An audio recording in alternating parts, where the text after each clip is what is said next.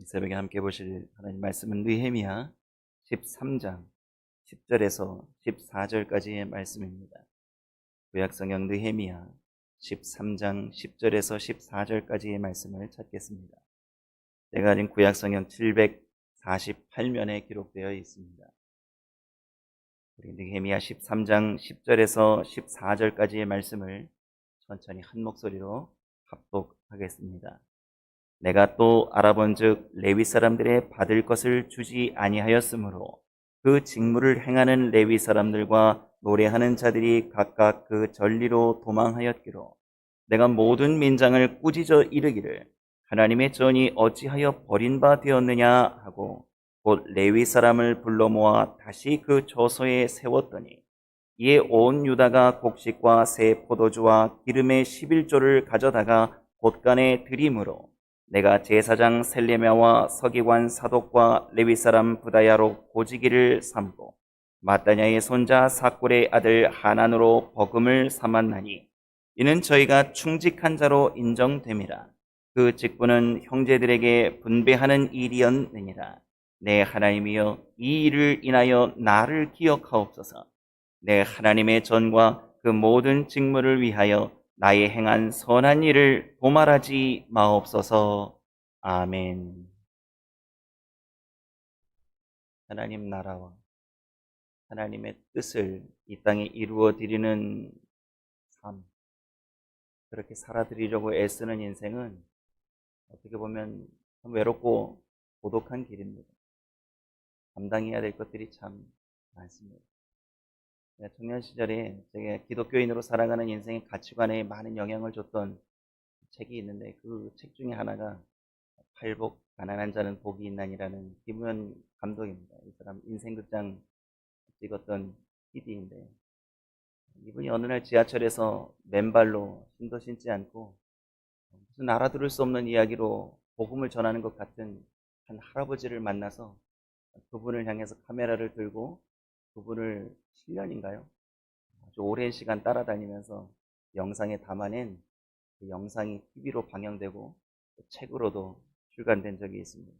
오늘 시간이 되시면 유튜브 채널에서 최춘선 목사님을 검색하시면 이분이 TV에 방영됐던 영상을 보실 수 있습니다. 이분이 30년 넘는 기간 동안 신발을 신지 않으시고 맨발로 사시사철 지하철을 다니시면서 복음을 전하십니다. 이분이 참 독특한 인생을 사셨어요. 영상을 보시면 아시겠지만 이분이 우찌무라 간조의 영향을 받고 참 한국의 분단된 현실을 너무나 가슴 아파하셔서 하나님이 자기를 불러주신 그 은혜에 감복되어서 목회를 하시다가 통일이 될 때까지 내가 맨발로 복음을 전하면서 십자가를 지고 사명을 감당해야겠다라는 그 부르심에 순종해서 그렇게 사신 거예요. 그냥 스쳐 지나가면서 저도 언뜻 본 것 같아요. 지하철 3호선이나 2호선에서 한번 뵌 것 같은데 직장생활. 그분의 영상을 잊을 수가 없어요. 근데 그 영상을 보시면 아마 큰 감동과 어떻게 보면 큰 충격이 좀 되실 수도 있겠지만 그분이 그 인생을 그렇게 살았던 이유는 하나님께서 당신을 부르신 그 은혜 앞에 너무 감사해서 그 은혜가 너무 감사해서 그렇게 살아드려야겠다라고 자원하신 거죠. 그 PD가 이제 그 최춘선 목사님과 마지막으로 이제 인터뷰를 하면서 아버지 이렇게 사시는 거 힘들지 않으세요? 이렇게 하면서 몇 마디 해주시기를 권하셨어요. 그랬더니 최춘선 목사님께서 인터뷰 마지막에 이런 얘기를 하세요. 진리는 고독해도 말로도 담대합니다.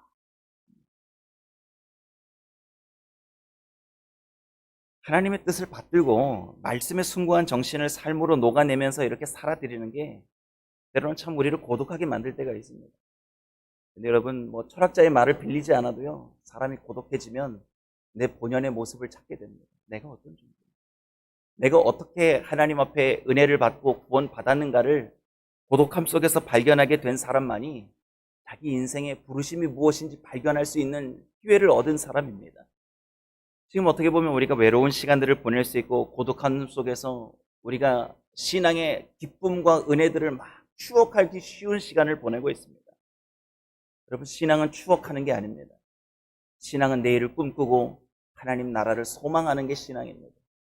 어떻게 살아드릴 것인가를 고민하고 어떻게 오늘 말씀 앞에 나를 비추고 말씀을 내 삶으로 녹여내기 위해서 몸부림치는 게 신앙이고, 내가 어떻게 하면 변화된 삶으로 하나님의 부르심에 합당한 그 부르심에 합당한 삶, 그걸 살아드리겠는가, 그걸 늘 매일 매 순간 결단하고 변화를 스스로에게 촉구하는 게 신앙인의 모습입니다.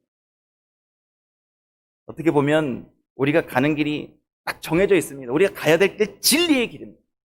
우리가 가야 될 길은 말씀에서 벗어나면 안 되는 길입니다. 어떻게 보면 그 길은 좁은 길이고요, 우리가 십자가를 반드시 져야 하는 길일 수 있습니다. 그래서 힘들고 어렵고 때로는 눈물이 나고 고독하고 외로워도 가야 되는 길이 이 길입니다. 하나님께서 이 길을 발을 내딛고 걸어가는 사람을 통해서 하나님은 항상 일하셨습니다. 지금도 이 암울한 시대의 영적인 암흑기에 하나님께서 그러한 분들을 찾고 계시다라는 거죠. 그러한 분들의 예배를 찾고 계시다라는 거죠. 포로 귀한 시대에 그런 사람을 찾고 계셨어요. 그 눈에, 하나님의 그 시야에 딱 들어온 한 사람이 우리가 계속해서 살펴본 한 사람의 삶이죠. 느헤미야의 삶이 그런 삶이었다라는 거예요. 오늘 본문 말씀을 보시면 아무도 예배가 어그러지고 드려지지 않는 이 상황에 의분하지 않아요. 왜 우리가 이렇게 예배의식이 참 어떻게 보면 매너리즘에 빠지고 형식주의에 빠져서 그것도 못 지켜내고 결국 그렇게 지나가다가 아예 예배를 포기해버립니다. 왜요? 먹고 살기 힘듭니다. 현실이 너무 어려우니까 포퓰리즘이라고 그러죠. 정치인들이 여론을 수렴해서 다수가 원하는 대로 막 정치를 이끌어가는 걸 포퓰리즘이라고 그러는 거예요. 여러분, 신앙은 포퓰리즘을 용납하지 않죠. 진리는 정해져 있죠. 말씀은 정해져 있습니다. 거기에 인간은 순종해야 되는 거예요. 말씀을 존중하고 살아드려야 되는 거죠. 그런데 이제 많은 민족의 지도자들, 오피셜들이 사람들이 싫어하는 거예요. 이렇게 눈치를 보니까 이거 자꾸 11조를 강조하고 헌금을 강요하니까 사람들이 싫어하는 눈치를 보는 거죠. 그러면서 이제 부담을 덜어주기 위해서 11조 생활을 정리합니다. 끊습니다. 무슨 일이 일어나겠습니까? 예배가 진행이 되지 않습니다. 오늘 이제 본문 말씀 우리가 한 절씩 읽어보면서 오늘 느헤미야가 정말 가슴에 불타오르는 그 뜨거움으로 이 상황을 헤쳐나아가는 느헤미야의 모습을 우리가 좀 살펴보도록 하겠습니다. 우리 10절 말씀을 다 같이 한번 읽어보겠습니다. 내가 또 알아본즉 레위 사람들의 받을 것을 주지 아니하였으므로 그 직무를 행하는 레위 사람들과 노래하는 자들이 각각 그 전리로 도망하였기로. 아멘. 하나님의 사람은요, 이게 격분하고 의분이 쏟아져 나올 만큼 감정이 격해져도요, 오늘 배워야 될 게 있습니다. 잘 알아보셔야 된다는 거예요. 하나님의 일은 감정으로 처리하면 실수가 많습니다. 그래서 여러분, 이건 아니지라고 생각되실 때 하나님 앞에 얼른 무릎을 꿇으십시오. 사람과 부딪힐 때 거기서 말로 그 사람을 이겨먹으려고 하지 마시고요, 하나님의 뜻이 어디에 있는지 하나님께 물어야죠. 그리고 알아봐야 됩니다. 이 일이 왜 이렇게 되었는지 알아봐야 됩니다. 침착하셔야 됩니다. 차분하셔야 됩니다. 중용을 잃으시면 안 됩니다. 좌로나 우로나 휩쓸려서 치우치시면 안 됩니다. 하나님의 사람으로서 하나님의 일을 감당하시려면 먼저 이 상황이 어떻게 진행되고 있는 상황인지를 잘 알아보시고 그 원인을 잘 분석해 보셔야 됩니다. 그건 우리의 머리로만은 되지 않습니다. 하나님께 지혜를 구해야 됩니다. 하나님이 이 일을 어떻게 다스려 가시기를 원하시는지를 우리는 먼저 묻고 하나님 앞에서, 사람 앞에서 움직여야 합니다. 그래서 알아봤습니다. 알아봤더니 11조가 끊어진 상황이고 그 때문에 레위 사람들과 노래하는 성전 봉사자들이 다 전리로 도망했습니다. 밭농사 지으러 갔습니다. 먹고 살 길이 없으니까 먹고 살기 위한 길을 찾아 떠난 겁니다. 그러면 누구를 꾸짖어야 되나요? 요 나쁜 사람들 봐라. 아니, 레위 사람들의 사명, 이 노래하는 자의 사명이 무엇인지, 이게 얼마나 중요한 사명인지 망각하고 그 밥 때문에, 먹고 사는 문제 때문에 하나님의 전을 두고 도망을 가? 가만두지 않으리라. 이거 지금 상황은 그렇게 전개되면 맞을 것 같죠. 그런데 느헤미야가 그렇게 처리하지 않습니다. 원인을 찾아보는 거예요. 생각해 보는 거예요. 기도해 보는 겁니다. 근데 원인을 찾아보니까 누구의 문제라는 걸 알게 되었습니까? 이건 리더들의 문제인 거예요. 관리자들의 문제인 겁니다. 이 무언가 지금 모범을 보여야 될 관리자들, 관료들, 민장들이 이 일을 관리하지 못하고 있는 거예요. 그냥 손을 놔버린 겁니다. 왜 그렇다고요? 서두에 말씀드렸습니다. 사람들이 싫어하는 거예요. 자꾸 불만이 토로되는 거예요. 자기들도 싫은 거예요. 왠지 포로기한 시대의 어려운 환경과 상황을 자기들이 감당하기에는 11조 생활이 너무 부담스러운 겁니다. 자기들도 안 하고 안 하는 사람 뭐라고 안 하고 가르치지 않는 겁니다. 오늘 그러기에 민장들을 느헤미야가 알아보고 꾸짖습니다. 11절 말씀이 그 말씀입니다. 11절 말씀을 같이 한번 읽어보겠습니다. 내가 모든 민장을 꾸짖어 이르기를 하나님의 전이 어찌하여 버림바 되었느냐 하고 곧 레위 사람을 불러 모아 다시 그 처소에 세웠더니 아멘. 민장이라는 말씀은 관리들이라는 말입니다. 관리, 행정을 돌아보고 지도자들이죠. 이 사람들을 꾸짖었습니다. 왜 꾸짖었다고요? 이 사람들 모범을 보여야 됩니다. 항상 앞서신 분들은 안 좋은 소리도 듣고 욕도 듣고 이상한 소리도 듣고 부정스러운 말도 듣고 하나님의 일을 앞장서서 하시는 분들은 많은 이 반대와 부정에 부딪힙니다. 거기에 무너지시면 안 돼요. 이 진리, 이건 하나님의 말씀, 이건 누구도 벗어날 수 없는 하나님의 뜻, 그러면 욕을 먹어도 해야죠. 애매한 억울한 소리 들어도 해야죠. 왜냐하면 이 11조라는 게 헌금의 문제가 아니라고 제가 누누이 말씀드립니다. 여러분, 11조를 이야기하면서 이게 믿음과 연결시키고 구원과 연결시키고 어떤 축복을 받는 통로라고 연결시키는 분들이 있다면 분별하십시오. 그렇게 연결하시는 분들도 조심하셔야 됩니다. 성경과 역사를 잘 모르니까 자꾸 이걸 헌금에다 갖다 대시는데 한국교회가 중요하게 생각하는 게 11조 헌금입니다. 신약성경에 11조 헌금에 대한 직접적인 언급이 많이 나타나지 않습니다. 연보와 구제로 연결되어 있습니다. 연보와 구제는 가난한 사람들을 도와주고 교회를 운영하는 시스템 안에서 필요했던 헌금들이었습니다. 원하시는 분들은 한번 이렇게 책들을 좀 읽어보시고 11조의 진정한 의미가 무엇인지 찾아보십시오. 영적인 의미로는 온전한 11조의 의미로 드려진 십자가의 사건은 이미 완성됐다라는 것도 어느 신학자는 말하고 있습니다. 11조의 정신, 10분의 1을 계산해서 드리는 그런 의미 아닙니다. 11조는 유대적인 의미에서는 10의 대표를 드리는 거예요. 그러니까 10개를 벌었으면 다 하나님 건데 이거 다 하나님께 드리고 싶은데 그 중에 가장 좋은 것을 구별해서 이건 하나님께 구별해서 드리는 제 마음의 드림입니다. 신앙의 표현입니다라는 걸 자기 개인적인 고백으로 드리는 거예요. 이걸 다른 사람이 판단할 수 있어요? 이거 없습니다. 이걸 믿음으로 평가할 수 있습니까? 없습니다. 이건 하나님과의 은혜 관계예요. 이거는 헌금으로 연결되면 위험해집니다.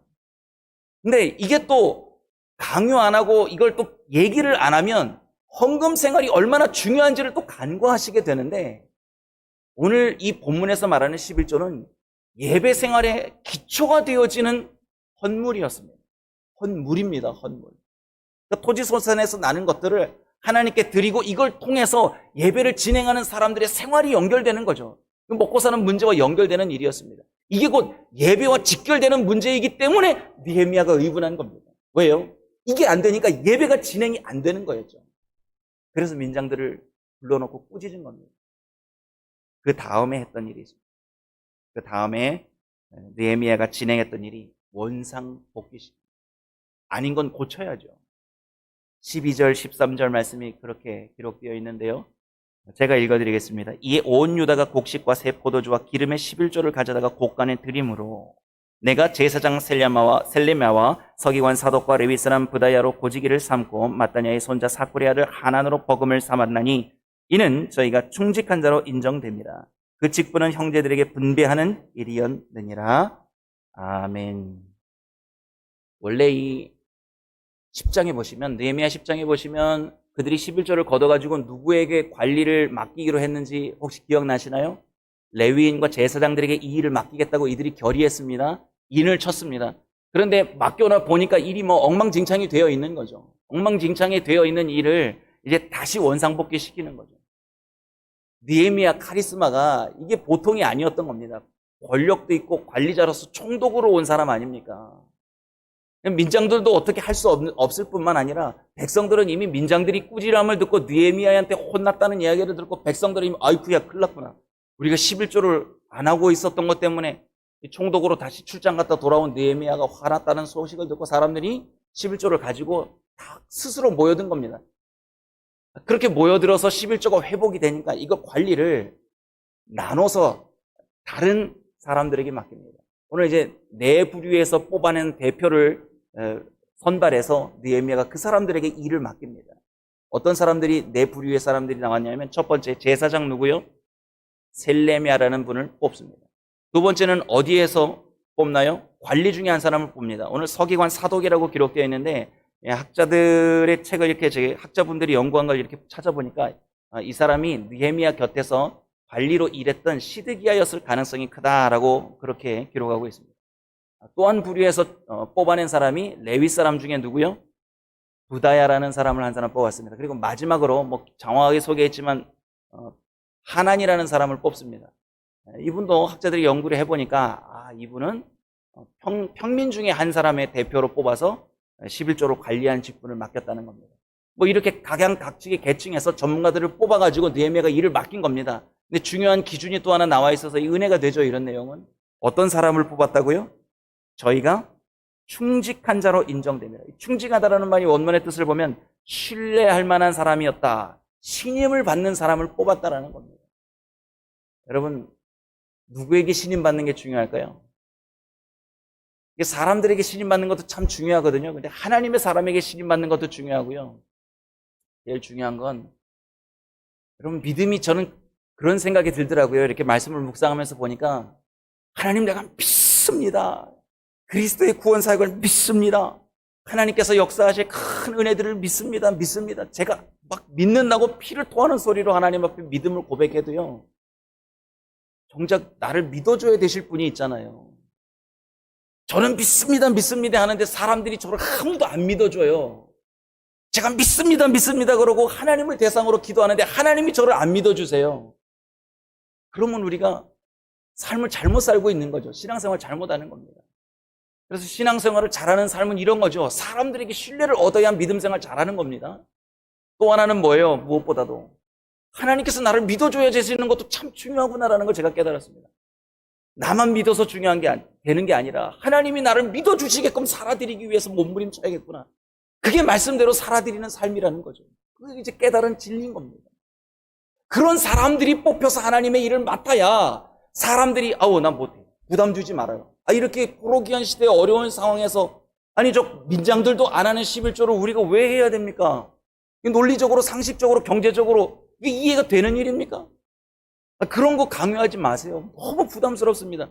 그렇게 말할 때 가서 말해야죠. 하나님이 우리를 향해 원하시는 뜻입니다. 말해야죠. 그런 사람들이 하나님의 일을 해야 되는 겁니다. 사람들의 인기를 위해서 일하는 거 아닙니다. 오늘 느헤미야가 이 일을 단행하고 나서 사람들이 박수를 쳤을까요? 아니면 입이 삐죽삐죽거리면서 돌아서서 느헤미야를 원망했을까요? 오늘 본문에 구체적으로 기록되어 있진 않지만 느헤미야를 타는 원성의 목소리가 높아졌을 것이 틀림없습니다. 왜요? 여러분, 꾸지람 듣고 기분 좋아할 사람 누가 있겠습니까? 여러분, 자원해서 하지 않는 일들 교회 일 해보셨잖아요. 누가 시켜서 하면 막 기쁨이 넘치세요? 하나님의 일은 자원하는 마음, 감사하는 마음, 기뻐하는 마음으로 스스로 움직일 때에 하나님의 기쁨이 임합니다. 다 아시잖아요. 오늘 느헤미야가 반대에 부딪히는 겁니다. 다 싫어하는 거예요. 오늘 느헤미야의 기도의 고백을 보면 느헤미야가 얼마나 고독하고 외로운 싸움을 혼자 싸우고 있는지 우리가 알 수 있습니다. 오늘 14절 말씀을 함께 읽어보겠습니다. 같이요. 내 하나님이여, 이 일을 인하여 나를 기억하옵소서. 내 하나님의 전과 그 모든 직무를 위하여 나의 행한 선한 일을 도말하지 마옵소서. 아멘. 사람들이 느헤미야의 올곧은 행동과 말씀을 순종해야 된다라는 이 꾸지람 속에서 아마 반발이 있었던 것 같아요. 그러니까 느헤미야가 수세에 몰리고 고독함과 외로움 속에 수세에 몰린 겁니다. 기도를 읽어보면 느껴지지 않으세요?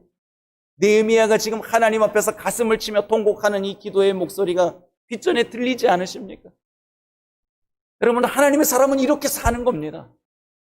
하나님의 뜻을 붙잡고 그 뜻을 이 땅에 이루어드리는 그 고독한 길, 외로운 길을 가다가 반대에 부딪히고 사람들이 뒤에서 수군거리며 욕을 해도요, 나를 부르신 길이 그 길이고 하나님이 기뻐하신다면 저 욕 먹어도 괜찮습니다. 그러나 하나님, 내가 주님을 위해서 선하게 행한 이 은혜의 행실들, 하나님은 기억해 주십시오. 사람들은 다 손가락질하고 저를 욕하고 잊어버릴지라도 내 하나님이여, 나를 기억해 주십시오. 나는 하나님이 기억해 주시는 한 사람이 되고 싶습니다.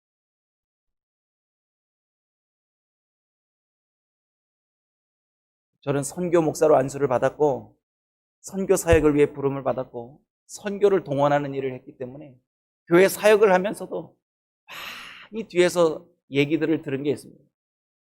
선교비 동원, 사람 동원하는 거 싫어하시더라고요. 왠지 아세요? 그게 밑빠진 독에 물 붓기거든요.